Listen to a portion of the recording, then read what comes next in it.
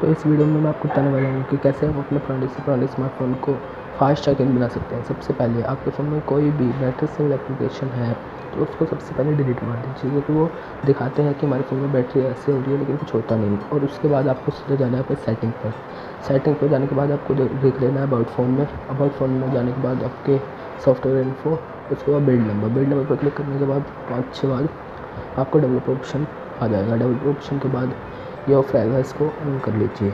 On करने के बाद नीचे चल जाइए, उसके बाद लिमिट बैकग्राउंड प्रोसेस रहेगा, इसका एटमोस्ट कम प्रोसेस।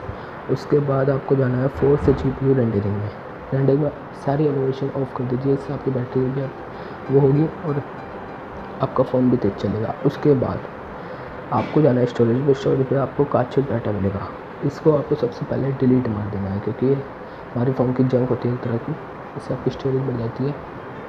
उसके बाद आपको करना यह है कि बैक जाने के बाद आपको एक एप्लीकेशन मिलेगी मेरे डिस्क्रिप्शन पे, उसको डाउनलोड करने के बाद आपको उसको खोल लेना है एप्लीकेशन खोलने के बाद सिस्टम ऐप्स दिखेगा यहाँ पर, इसको ऑन कर लीजिए यहाँ पे।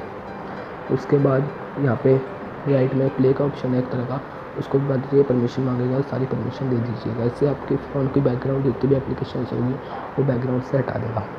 जैसे ये हो जाए उसके बाद करना ये है आपको कि आपको चले जाना है अपनी सेटिंग बैक। जैसे ये हो जाए, लंबा प्रोसेस है इतना मैं कर नहीं पाऊँगा।